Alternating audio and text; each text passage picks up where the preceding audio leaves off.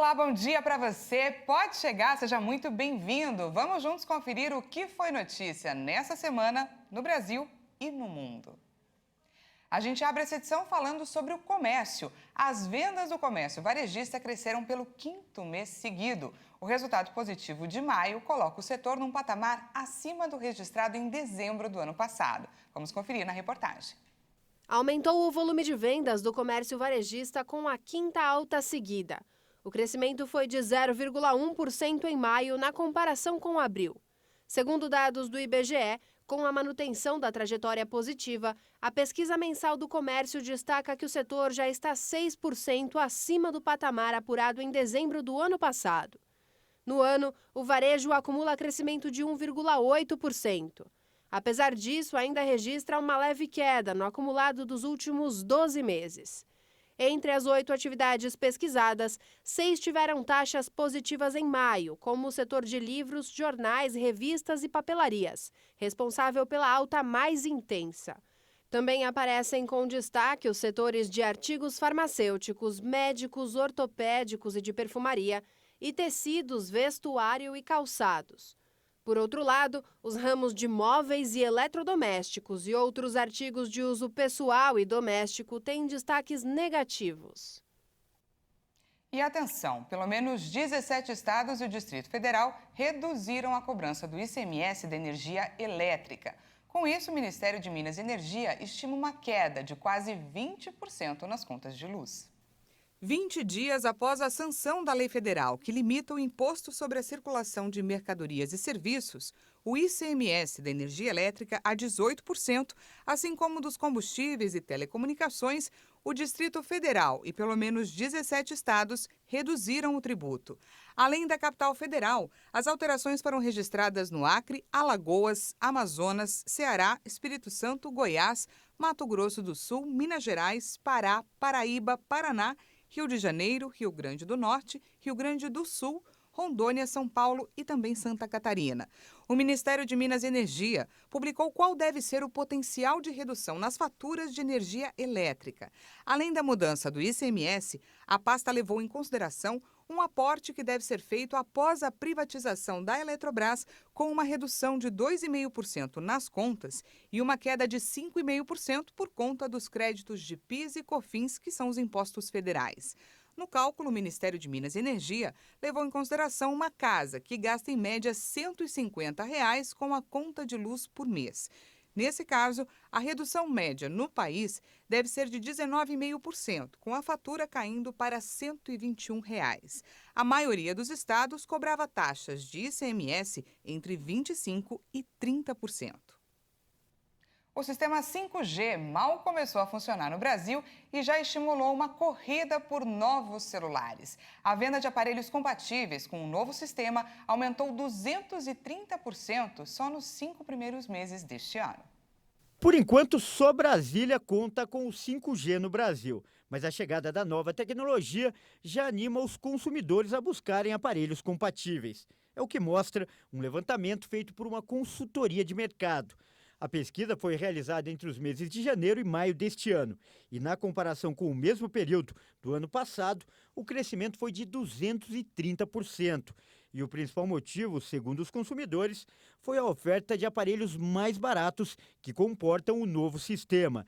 Para se ter uma noção, no primeiro semestre de 2021, o preço de um celular 5G era de aproximadamente R$ 5.350. Já no segundo semestre do mesmo ano, já era possível encontrar aparelhos por R$ 2.500, metade do preço. Isso refletiu nas vendas. O 5G é a quinta geração de tecnologia de internet móvel. Uma das grandes vantagens dela é a velocidade, que pode chegar na casa dos gigabytes por segundo, fazendo com que para baixar um filme leve poucos minutos. E olha só que número impressionante. No dia 15 de novembro deste ano, a população mundial deve chegar a 8 bilhões de pessoas, segundo uma projeção feita pela ONU. E uma novidade é que a Índia deve superar a China como o país mais populoso do mundo. A projeção feita pela Organização das Nações Unidas também aponta que a Índia vai superar a China como o país de maior população em 2023. O secretário-geral da ONU, Antônio Guterres, afirmou que o marco populacional é uma recordação de nossa responsabilidade compartilhada de cuidar do nosso planeta e um momento para refletir sobre onde estamos em dívida com nossos compromissos mútuos. Ele lembrou ainda que os avanços na saúde prolongaram a expectativa de vida e reduziram drasticamente as taxas de mortalidade materna e infantil. A projeção do Departamento de Economia e Assuntos Sociais da ONU afirma que a população mundial está crescendo no ritmo mais lento desde 1950. O mundo deve alcançar 8,5 bilhões de habitantes em 2030 e 9,7 bilhões em 2050. Na década de 2080, deve chegar ao pico de quase 10,4 bilhões, antes de registrar estabilidade até 2100. Atualmente se observa uma queda líquida nas taxas de natalidade dos países em desenvolvimento. Enquanto isso, mais da metade do crescimento projetado na população mundial nas próximas décadas será concentrado em 8 países. São eles: República Democrática do Congo, Egito, Etiópia, Índia, Nigéria, Paquistão, Filipinas e Tanzânia.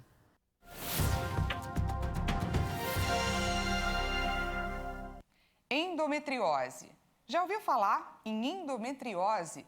Talvez uma amiga, sua esposa, filha, alguma mulher em idade reprodutiva que você conheça tenha a doença.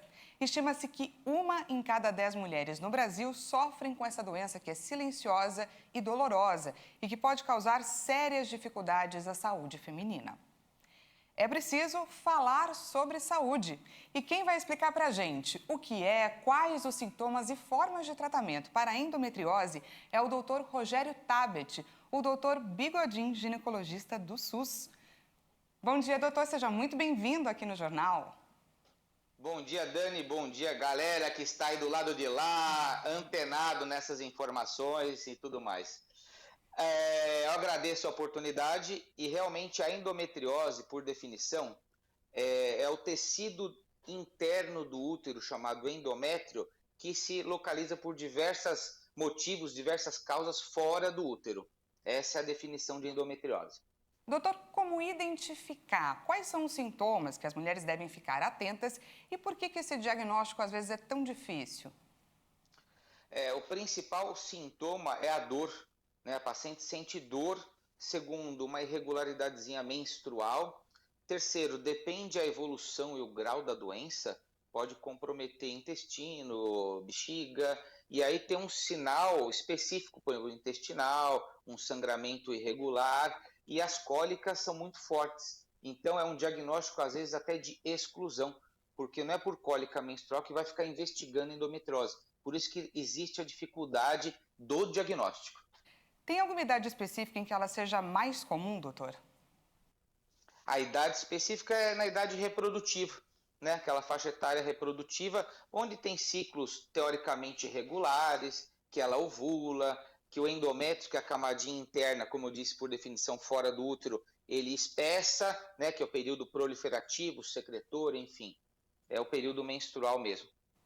Vamos falar sobre aqueles níveis, Quais os diferentes estágios e as formas de tratamento? Então, estágios vai do estágio 1 até o estágio 4, desde focos isolados, em algum órgão, principalmente o ovário, por exemplo, vê um cisto complexo, paciente com clínica de dor importante, uma bagunça menstrual, até a gente chama de pelve congelada, estágio 4, onde compromete intestino, compromete bexiga, com todas as consequências do órgão afetado. E quais são as formas de tratamento, desde o uso de pílula anticoncepcional até cirurgia? Sim, inicialmente temos que lidar com a dor, Então é aliviar a dor.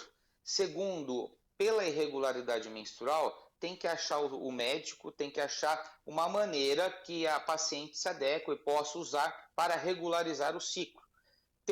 Terceiro, como a endometriose é o tecido fora do útero, toda vez que a mulher sangra, causa dor e vai evoluindo o estágio da doença.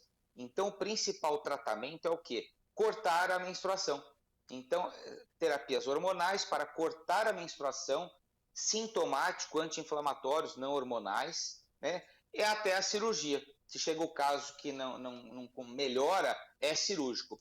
Um detalhe importante para deixar claro para vocês, que o diagnóstico definitivo da endometriose, se o médico tem essa certeza, né, ou está no caminho da certeza, é a cirurgia, é a videolaparoscopia. Só que é claro que não vai operar todo mundo, né? Ficar operando para diagnosticar todo mundo. Até não, né, em termos de saúde pública não é viável. Se investiga através de exames de sangue, alguns marcadores, por exemplo, o CA-125, que é um marcador detectado no sangue, que se tiver elevado, juntamente com a clínica e o exame de imagem, é extremamente eficaz para direcionar o diagnóstico. Tá certo, nós conversamos com o ginecologista do SUS, Dr. Rogério Tabet. Muito obrigada, doutor Bigodinho, pela sua participação aqui no jornal e esclarecimento dessa doença aí que tem gerado muita dúvida na mulher. Eu espero poder ter jogado uma sementinha, pelo menos para vocês que estão assistindo, cutucarem os seus médicos, né, para perguntar sobre A, B ou C, que assistiram no programa de vocês. E muito obrigado pela oportunidade, viu? Beijo grande a todos. O espaço aqui vai estar sempre aberto para o senhor. Até mais. Até mais. Tchau, tchau. E a gente vai para um rápido intervalo. Na volta, você confere quais os alimentos que podem ajudar e muito na saúde dos olhos. Nós voltamos já, não sai daí.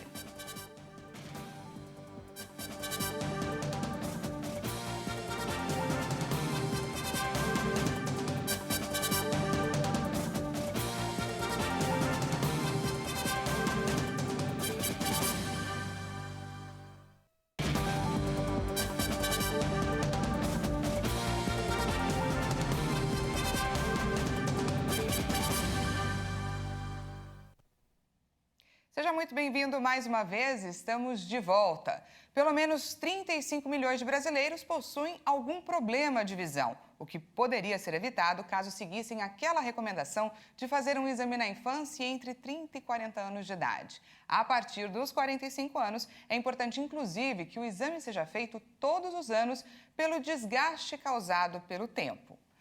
Por isso, médicos indicam que uma dieta à base de algumas vitaminas presentes em alimentos coloridos podem ajudar e muito na saúde dos olhos.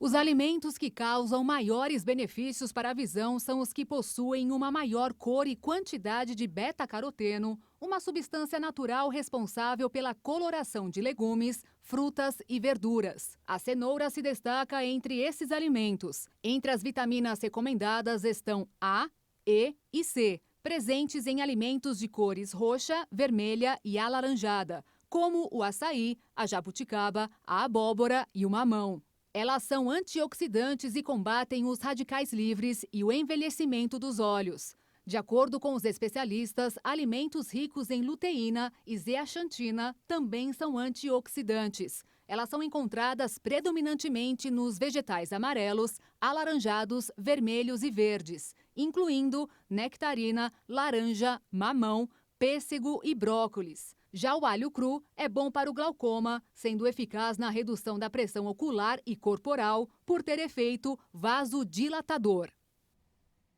E olha que interessante, o Zoológico de Londres alugou um equipamento de tomografia para realizar o diagnóstico de um leão asiático com infecção de ouvido. O animal de 180 quilos, de uma espécie ameaçada de extinção, tadinho, apresentava otites com frequência. O equipamento foi alugado para evitar que Bano, um leão asiático de 180 quilos, tivesse que ser sedado e transportado para fora do local para realizar exames.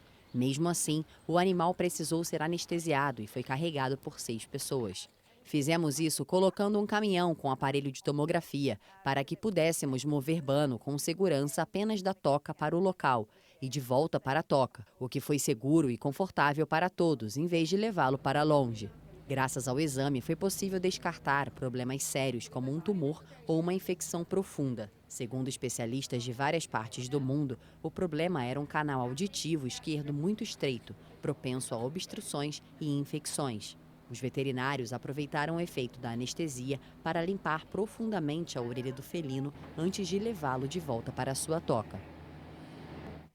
A estrutura do candelabro de Paracas, uma grande figura feita no chão em um morro no Peru, foi danificada por 2 homens e uma criança que caminharam pelo local. E a lei peruana prevê penas de prisão a quem danificar estruturas arqueológicas. O famoso candelabro de Paracas, um geoglifo de cerca de 2.500 anos em frente ao mar do sul do Peru, foi danificado. De acordo com autoridades, 2 adultos e uma criança caminharam no final de semana sobre estes desenhos na terra de 170 metros de comprimento por 60 de largura, além de 1,20 m de profundidade. Responsáveis foram ao local e comprovaram que a estrutura milenar foi diretamente afetada. O candelabro de Paracas foi decretado Patrimônio Cultural da Nação em 2016. A lei peruana tem penas de entre 3 e 6 anos de prisão a quem danifica, escava ou retira monumentos arqueológicos do lugar. Os funcionários do candelabro encontraram rastros de pegada que vão da parte baixa até a parte alta em zigue-zague. As grandes dimensões e o desenho sobre a terra sugerem que o monumento tem relação com as famosas linhas de Nazca, situadas a cerca de 200 quilômetros ao sul do candelabro, em meio ao deserto, na mesma região de Ica. Essa semana, a NASA revelou as primeiras imagens coloridas do espaço feitas pelo supertelescópio James Webb. O equipamento é o mais poderoso já colocado em órbita. Vamos conferir na reportagem da Bruna de Jaimo.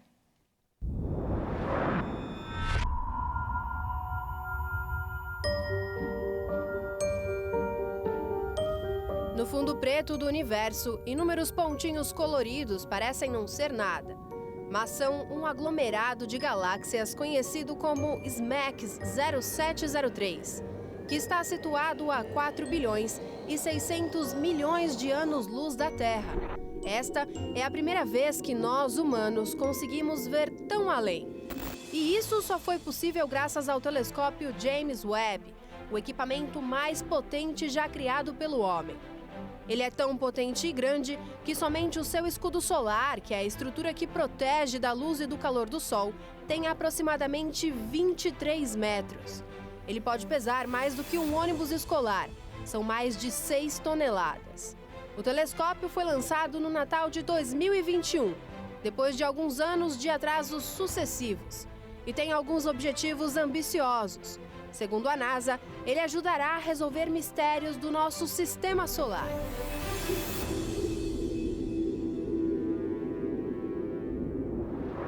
E a grande vantagem deste equipamento tão sofisticado é que ele pode trazer respostas para as questões antigas da humanidade. Por exemplo, como surgiu o universo? Para falar sobre esse assunto, nós conversamos com exclusividade com o Adalto Lourenço, que mora nos Estados Unidos e é físico sênior em uma empresa americana, além de ser responsável pela montagem de laboratórios. Ele vai conseguir ver tão longe, mas tão longe, que ele vai conseguir ver como as coisas eram logo no início, praticamente. E daí nós vamos ter uma noção de como o universo teria sido. A minha proposta é que o que o James Webb vai ver são estrelas e galáxias completas, complexas e perfeitamente funcionais. O James Webb irá olhar para mundos extremamente distantes, investigará as origens do nosso universo e poderá até mesmo explorar o potencial de vida em sistemas planetários remotos. O que nós descobrimos que a nossa galáxia é uma entre algumas centenas de bilhões delas. E quando a gente trata de galáxias anãs, aquelas que têm algumas centenas de milhões de estrelas, a nossa tem centenas de bilhões. Então você olha para essas galáxias anãs, existem trilhões delas. O que nós descobrimos é um universo muito mais complexo, muito maior, muito mais de tudo.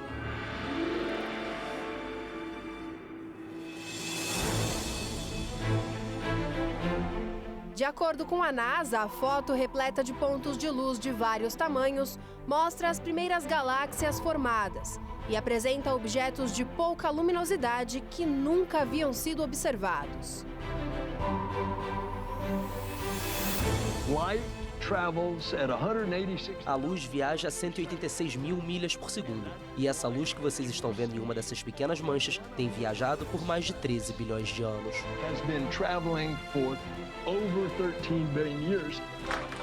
A NASA afirma ainda que a imagem é a visão infravermelha mais profunda e nítida do universo até então. A agência espacial explica que a imagem, a primeira de uma série que o Webb deve divulgar em breve, abrange um pedaço do céu que, para um observador terrestre, parece do tamanho de um grão de areia mantido à distância de um braço. Mas este conhecimento pode ir muito além da ciência. O número de estrelas no universo, que hoje nós conseguimos calcular, ele é de pelo menos 10 vezes mais o número de grãos de areia que estão nas nossas praias e nos nossos desertos. Se você crê no Deus que eu creio, que é o Deus da Bíblia, que ele diz que ele conta as estrelas e as chama pelo nome, dá para ter uma ideia da grandeza dele.